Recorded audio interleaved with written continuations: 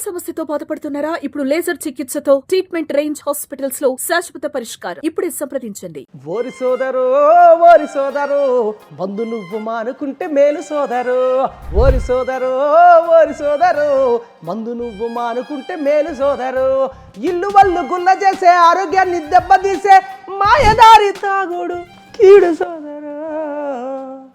అప్పుడు ఆ ఇల్లాలంటుంది, ఎన్నాళ్ళు యాగాలండి నేను, నా తాగుబోతూ మొగుడు పాడుగాను. అయ్యో, ఈడు దస్తానంటే నేను వద్దంటానా. ఏ కామెడీలో అయినా సరే ఆడవాళ్ళని భార్యని వాడకుండా కామెడీ చేయలేరా మీ కమెడియన్స్? చేయొచ్చండి. ఓ భర్త నీకు తగున భార్య విలువ తెలుసు. ఇలాంటివి బాగుంటాయి వినడానికి మాకు. ఊరు ఉమ్మేసిన పెళ్ళం కుమ్మేసిన ఉన్నది అమ్మేసిన ఫుల్గా మందేసిన ఉన్న బార్లన్నీ మూసేసిన ఊరు వాడంతా తెగ తిరిగిన.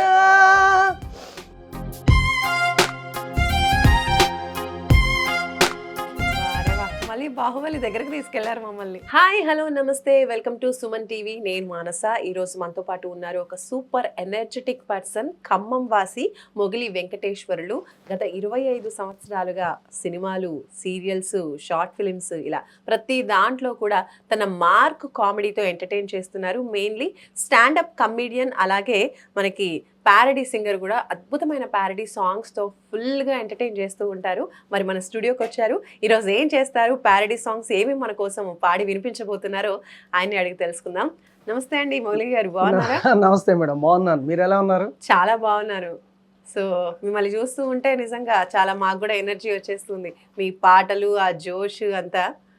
కాబట్టి ఫస్ట్ ఎలా స్టార్ట్ చేస్తారు? ప్యారడీయా, కామెడీయా? మీ ఇష్టం, ఇంకా చాయిస్ మీదే. అంతే, స్టార్టింగే కామెడీతో స్టార్ట్ చేసేసుకుందాం. ఓకే.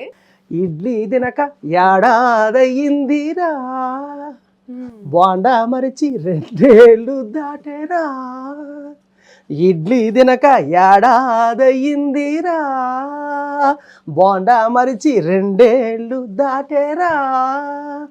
కాఫీలు, టీలు, స్వీట్లు, కొన్ని పండ్లు, కూలు డ్రింక్స్, షుగర్ వచ్చిందంటే మనకు బందు చెయ్యాలి ఏ ముట్టకు. ఇడ్లీ తినక ఏడాదయ్యిందిరా, ఏ ఫంక్షన్కి వెళ్ళిన కళ్ళ ముందే చికెను మటను తిందామనుకుంటే నాకున్న షుగరు గుర్తుకు వచ్చేను. ఏ ఫంక్షన్కి వెళ్ళినా కళ్ళ ముందే చికెను మటను తిందామనుకుంటే నాకున్న షుగరు గుర్తుకు వచ్చేను. తింటాం వాళ్ళను చూస్తంటే కడుపు మండును, తినకుండా ఆగలేను, ఏం చెయ్యను. తింటే 500 షుగరు దాటేరా, ఇడ్లీ తినక ఏడాదయ్యిందిరా, బోండా మరిచి 2 ఏళ్ళు దాటేరా. నిజంగా షుగర్ పేషెంట్ మనసులో, ప్రతి ఒక్కరి మనసులో ఇదే ఫీలింగ్ ఉంటుందేమో. ఖచ్చితంగా. ఎందుకంటే కనిపిస్తూ ఉంటాయి అందంగా, స్మెల్స్ తో అసలు నోరు ఊరిపోతూ ఉంటుంది, కానీ ఏది తినాలన్నా ఏది ముట్టుకోవాలన్న భయం. ఒక మంచి ప్యారడీ సాంగ్ తో స్టార్ట్ చేశారు. అవును మేడం. సో 25 years నుంచి కూడా మీరు ఈ ప్యారడీ సాంగ్స్ వైపు, కామెడీ వైపే ఉన్నారా? అంటే బేసికల్గా మొదటి నుంచి యాక్టింగ్, కామెడీ అంటే ఇష్టం మేడం. ఓకే. అట్లా నటుడిగా 25 ఏళ్ళు పూర్తి చేసుకున్నాను. Okay. So first of all మీరు అంటే ముందు నుంచి కూడా ఒక కమెడియన్గా, ఒక యాక్టర్గా సినిమాల్లోకి రావాలి అనుకున్నారా? మీరే స్టార్ట్ చేశారా? మీ ఫ్యామిలీలో కానీ బ్యాక్గ్రౌండ్లో ఎవరైనా ఉన్నారా? అంటే వాస్తవంగా అమ్మా నాన్న, నేను ట్రైబల్. ఓకే. నేను BA BD చదివించారు ఉద్యోగం, గవర్నమెంట్ ఉద్యోగం కోసం. మా అమ్మ నాన్న, నాయనమ్మ, తాతయ్య లక్ష్యం అది. కానీ నేను డిగ్రీ అయిన తర్వాత పూర్తిగా కళారంగం వైపు రావాలని నా నిర్ణయాన్ని వాళ్ళు ఎంకరేజ్ చేశారు. అంటే ఇప్పుడంటే అమ్మాయిలు దొరకటం కష్టం, కానీ ఒకప్పుడు వెనకటి కాలంలో చదువుకున్న పిల్లవాడికి ఎమ్మడబడి అమ్మాయిలు ఇచ్చేవాళ్ళు, వీళ్ళ తల్లిదండ్రులు తీసుకుని మరీ చదివించేవాళ్ళు. దానిపైన కూడా నేను ఒక ప్యారడీ రాశా. ఓకే, చాలా బాగా, అది కూడా బాగా పేరు వచ్చింది నాకు. ఓకే, మరి ఇంకా ఆలస్యం ఎందుకు, అది స్టార్ట్ చేసేద్దాం. ఎక్కడ పడితే అక్కడే, కాబోయే భార్య అంటున్నాడు, ఎక్కడ పడితే అక్కడే నే అప్పులు చేశానే, అప్పులు తెచ్చిన దగ్గర మహా గొప్పలు చెప్పానే, అందిన చోటు అందినట్టు అప్పులు ఎన్నో చేశానే, అప్పులు చేసిన నేనేమో హాయిగా గడుపుతున్నానే, అప్పులు ఇచ్చిన వాళ్లకు నెదరేదే, నా అప్పులన్నీ తీర్చేటి దేవతవే, నా బొక్కలెరగకుండా కాపాడే, 10వ తరగతిలోనే 10,000 అప్పు చేశానే, ఇంటరు చదివేటప్పుడు 20,000 తీసుకున్నానే, డిగ్రీలో నా 40,000, పీజీకైతే 2 లక్షలు, ఆ అప్పులతోటే చదివానే, ఉద్యోగం కోసం వెతికానే, జాబే రాక పెళ్లి కొప్పుకున్నానే, నా అప్పులన్నీ తీర్చేటి దేవతవే, నే బాగా చదువుతున్నానని అందరూ మెచ్చి అప్పులు ఇచ్చారే, ఇచ్చిన అప్పులు ఇమ్మని వెంటబడి మరి తరుముతున్నారే, ఆనంద్యాల నాగేశ్వరరావు 10 రూపాయల వడ్డీ అన్నాడే, ఆ వడ్డీ ఎంత ఎక్కువైనా ఆ అప్పు అప్పుడే ముఖ్యమమ్మా, అసలు కంటే వడ్డీ భారమాయే, నా అప్పులన్నీ తీర్చేటి దేవతవే.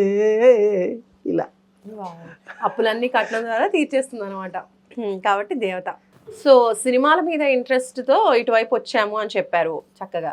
మరి ఏమేమి సినిమాలు చేశారు ఇప్పటి వరకు? నేను ఫస్ట్ సినిమా ఏంటి? ఫస్ట్ సినిమా 2013లోనే తేజయ్య గారు మెచ్చుకొని, సినిమా పేరు చెప్పడానికి ఇబ్బంది ఉంటుంది కానీ, నీకు నాకు డాష్ డాష్ అనే సినిమాలో హీరో కన్నగా చేశాను నేను.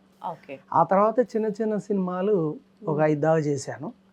మళ్ళీ 2016లో మేము టీవీ సైడ్ వచ్చాం, బుల్లితెర, జీ తెలుగులో కామెడీ కిలాడీలు, ఆ తర్వాత స్టార్ మాలో the great Telugu laughter challenge stand up కామెడీలో నేను నా ఫ్రెండ్ బూరుగు సుధీర్ అని ఇద్దరం కలిసి హాస్య బ్రహ్మానందం గారి చేతుల మీదుగా మొదటి బహుమతి విన్ అయ్యాం.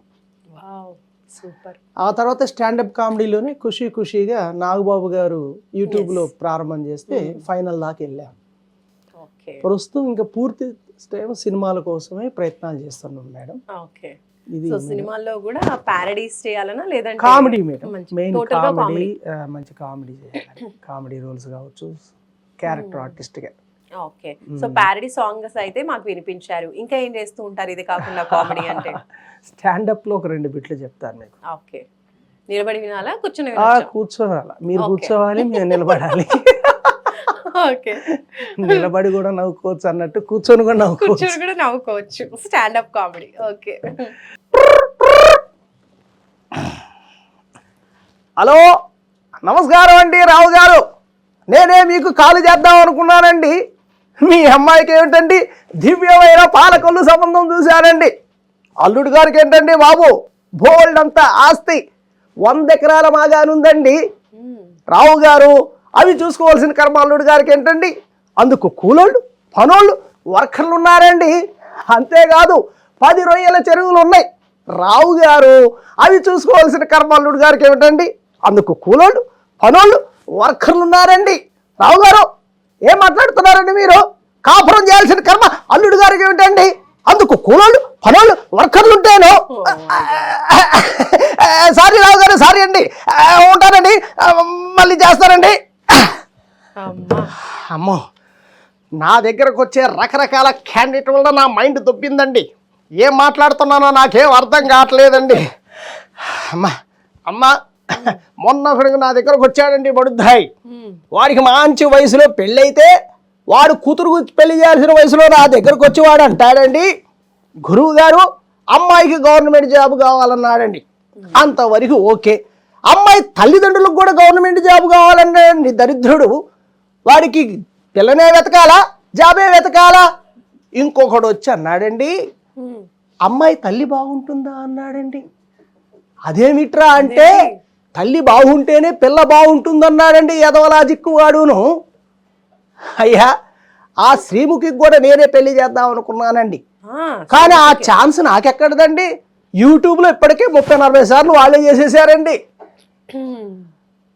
ఇందాక మీరు ఫస్ట్ కామెడీ అంటే వైఫ్ అండ్ హస్బెండ్ది చెప్పారు. కానీ ఎక్కడ చూసినా కూడా కామెడీ వచ్చిందంటే అంటే ఏ పనైనా మగవాళ్ళు చేయాలంటే ఆడవాళ్ళు ఉండాల్సిందే అని అంటూ ఉంటారు. దానికి తగ్గట్టే ఏ కామెడీలో అయినా సరే ఆడవాళ్ళని భార్యని వాడకుండా కామెడీ చేయలేరా మీ కమెడియన్స్? చేయొచ్చండి, అదేం లేదు. కాకపోతే ఏంటంటే జానపదాల్లో ఎంత ప్రాధాన్యత ఉందో ఈ కామెడీల్లో కూడా ఎక్కువ భార్యపై వేస్తేనే సమాజం కూడా రిసీవ్ చేసుకుంటుంది. సరే ఈ మధ్య కాలంలో నేను ఫేవర్గా స్త్రీల గురించి భార్య గురించి ముఖ్యంగా ఒక ప్యారడీ రాశానండి. నాకు మంచి పేరు వచ్చింది. అది ఒకసారి పాడి వినిపిస్తాను నేను. ఎప్పుడు చూసిన భార్యల పైన ఏడ్చే మగవాళ్ళు, అక్కడ ఇక్కడ ఎక్కడ చూసిన ఒకటే గుసగుసలు, సీరియల్స్ అంటూ షాపింగ్ అంటూ మీరేసే నిందలు, భార్యకున్న విలువ ముందు అన్నీ దిగదుడుపులు. కరెక్ట్.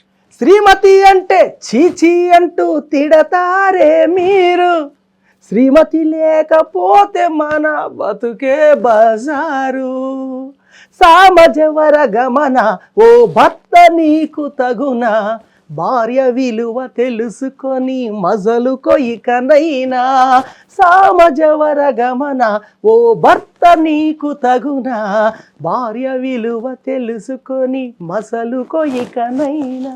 ఇలాంటివి బాగుంటాయి వినడానికి మాకు.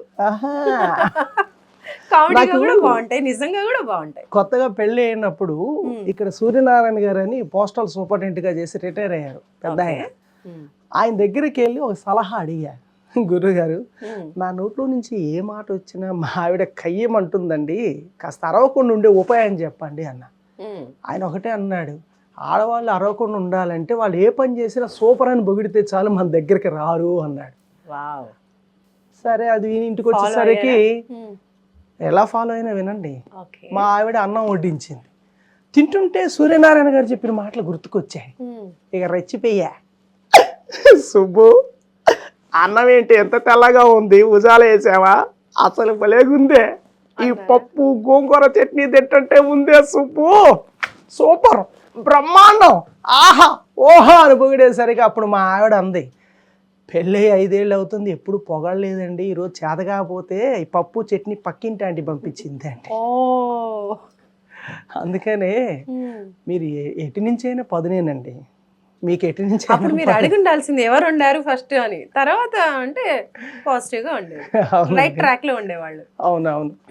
శూర్పణకు చెల్లెలి వరస, రూపంలో తాటకి సొగస, కోపం వస్తే మనస చేస్తుంది రవస, F2 సినిమా చూసా, హాసనం సాధన చేశా, అంతేగా అనేసా, కట్టాను మెడలో నేనే తాళి, సూపర్, అయ్యాను ఆమెకు నేనే ఆలి, ఎట్ట ఎట్ట ఎట్ట చావాలే, పెళ్ళం చూస్తే గంపగయ్యాలే, అడిగినవన్నీ చేసి పెట్టాలే, చెయ్యకపోతే తన్నులు తినాలే, ఆమె కంటే ముందే లేవాలే, ఇల్లు వాకిలి నేనే ఊడవాలే, బొచ్చాలన్నీ రుద్దుకోవాలి, పాలే తెచ్చి టీయే పెట్టి పెళ్ళం చేతికి అందివ్వాలి. Bed coffee. సూపర్ అండి. అంటే ఫేవర్గా రాస్తాం, ఇలా కూడా రాస్తాం. ఇంకా నాకు బాగా పేరు వచ్చింది ఏంటంటే తాగుబోతుగా, ప్లస్ తాగుబోతు ప్యారీ సింగర్గా నాకు బాగా ముందు కూడా మీరు చేసినవి బాగా సక్సెస్ అయ్యాయి. మన సుమన్ టీవీలో బేభత్సమైన వైరల్ అయినాయి నా పాటలు. కాబట్టి ఎందుకు అందుకోండి ఒక మంచి తాగుబోతు ప్యారడీ సాంగ్. ఊరు ఉమ్మేసిన పెళ్ళం కుమ్మేసిన ఉన్నది అమ్మేసిన ఫుల్గా మందేసిన ఉన్న బార్లన్నీ మూసేసిన ఊరు వాడంతా తెగ తిరిగిన మందు వాసననే పసిగట్టిన కడుపు నిండా తాగొచ్చిన. వారే వా, మళ్ళీ బాహుబలి దగ్గరికి తీసుకెళ్లారు మమ్మల్ని. ఒక ముసలావిడ తన బాధ చెప్పుకుంది, తన భర్త తాగి తాగి తను ఎలా ఇబ్బంది పెడుతుందని తిడుతూ చెప్తే నేను కూడా పాట తిడుతూనే రాశా.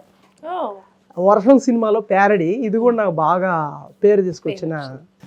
ఓరి సోదరు ఓరి సోదరు మందు నువ్వు మానుకుంటే మేలు సోదరు, ఓరి సోదరు ఓరి సోదరు మందు నువ్వు మానుకుంటే మేలు సోదరు, ఇల్లు వల్లు గుల్ల చేసే ఆరోగ్యాన్ని దెబ్బతీసే మాయదారి తాగుడు కీడు సోదరు. అప్పుడు ఆ ఇల్లాలంటుంది, ఎన్నాళ్ళు యాగాలండి నేను నా తాగుబోతూ మొగుడు పాడుగాను, తాగి ఇంటికొస్తాడు సోదివాగుడు పెడతాడు, బూతులెన్నో తిడతాడు రోత మాటలంటాడు, తన్నందేవాడు నిద్రపోడు. అయ్యో, ఈడు దస్తానంటే నేను వద్దంటానా, ఈడు దస్తానంటే నేను వద్దంటానా, ఈడు బూడిద బొంగలకేస్తా. తిండినసలే ముట్టుకోడే, కూరలకేమో పేరులు పెడుతుంటాడే, చికెను మటను వండిస్తాడే, తినమంటేనే గిన్నెను తన్నేస్తాడే, గురకబెట్టి పండుతాడే పక్కంతా దడుపుతాడే, గురకబెట్టి పండుతాడే పక్కంతా దడుపుతాడే, పొద్దున్నే మందుతోనే తా మొగడుగుతుంటాడే, ఈడు చేస్తానంటే నేను వద్దంటానా, ఈడు చేస్తానంటే నేను వద్దంటానా, ఈ బూడిద బొంగలకేత్తా. సరే, మీరు ఇవన్నీ పాడుతుంటే నాకు ఒక క్వశ్చన్ అడగాలనిపించింది. పాడాలని కాదు, అందుకే బ్రేక్ ఇచ్చా, మీరేమనుకుంటారా అని చెప్పి. మీ వైఫ్ ఏమనుకుంటూ ఉంటుంది అనేది నాకు తెలుసుకోవాలనిపిస్తుంది మీ విషయంలో. నాకు ఒక్కసారి పెళ్ళయింది మేడం. అందరికీ ఒకసారి అవుతుందండి. ఒక వైఫ్ ఒక బాబు. సరే, ఇంతమంది మీద పాటలు రాసినప్పుడు మావిడ గురించి కూడా నేను రాయాలి కదా, మళ్ళీ ఒప్పుకోరుగా. తనకు సీరియల్స్ అంటే చాలా ఇష్టం. ఓకే, అందువల్ల తన మీద కూడా ఒక పాట రాశాను. వినిపించమంటారా? రాసారా నెగిటివ్ రాసారా? విన్న తర్వాత చెప్తా అందుకోండి. నా శ్రీమతి ఎక్కడున్నది, నా పెళ్ళాం ఎక్కడున్నది, టీవీ ముందే కూర్చొని ఉన్నది, భర్తను నన్ను మరిచింది, పిల్లలను వదిలేసింది, సీరియల్స్ లోకం తనకండి, తిండి తిప్పలు మానింది, పగలు రాత్రి లేదండి, ఎప్పుడు టీవీ ముందే ఉంటుంది, నా భార్య సీరియల్స్తో చాలా బిజీ అండి. ఎంత బిజీయో తెలుసా అండి? వంట చేసినా గాని అంట్లు తోమినా గాని టీవీ చూస్తూ పని చేస్తుంటుంది, తిట్లు తిట్టినా గాని ఎన్ని కోట్లు ఇచ్చినా గాని టీవీ నిడిచి ఉండలేదండి, ఏడుస్తుంటుంది, నవ్వుతుంటుంది, సీన్లకు ఫీలింగ్స్ ఇస్తుంది, నా భార్య సీరియల్స్లో లీనమవుతుంది. మా ఆవిడ ఎంత లీనమవుతుందో తెలుసా అండి?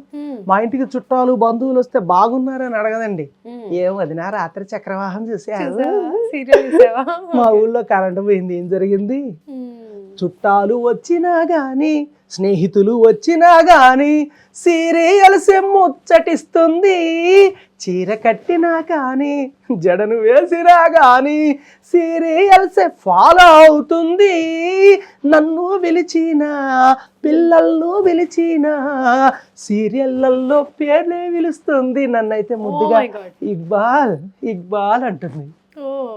నన్ను పిలిచిన పిల్లలను పిలిచిన సీరియళ్ళల్లో పేర్లే పిలుస్తుంది, నా భార్య సీరియళ్ళల్లో పేర్లే పిలుస్తుంది, నా భార్య చూడొద్దంటే విడాకులందండి. ఓ మై గాడ్, లాస్ట్ ఇది మాత్రం కొంచెం డేంజర్. సీరియల్ చూడొద్దంటే విడాకులు అందంటే నిజంగా నిజంగా అలానే ఉంటారా మీ వైఫ్? ఊరికే కామెడీగా అనే వాళ్ళ గురించి రాసా. కానీ చాలా మంది అంత ఎక్కువగా అడిక్ట్ అయిపోతూ ఉంటారు సీరియల్స్ కి. మరీ విడాకులు దాకా పోరు కానీ ఆ కొన్ని వరకు అన్ని కరెక్టే. అవును. ఇప్పుడు కొత్తగా వచ్చే కళాకారులకు కావచ్చు, కమెడియన్స్ కి కావచ్చు, యంగ్స్టర్స్ కి మీరు ఇచ్చే సలహా ఏంటి? ప్రతి ఒక్కరికి కూడా సినిమా రంగంలోకి రావాలి అని కొంతమందికి ఇంట్రెస్ట్ ఉంటుంది కాబట్టి వాళ్ళకి మీరేం చెప్తారు యాజ్ అన్ సీనియర్? మీపై మీకు నమ్మకం ఉంటే రాణించవచ్చు. ఓకే. మనపై మనకు నమ్మకం ఉండాలి మేడం. అది 10 ఏళ్ళ 15 ఏళ్ళ 20 ఏళ్ళ కూడా పట్టచ్చు. కానీ మన నమ్మకాన్ని మాత్రం వదులుకోవద్దు. స్వర్గీయ కొండవలస లక్ష్మణరావు గారు ఉన్నారు. ఆయనకి ఎప్పుడో 60 ఏళ్ళు దాటినాక బ్రేక్ వచ్చింది. అవును. అట్లాంటి మహానుభావులు చాలామంది ఉన్నారు. కానీ నీ సంకల్పం, నీ పట్టుదలను మాత్రం వదిలిపెట్టద్దు. వస్తే తాడో పేడో ఓకే. తేల్చుకోవాల్సిందే. లేకపోతే ఆషామాషిగా అడుగు పెట్టద్దు, అసలు అవును. రావద్దు కూడా.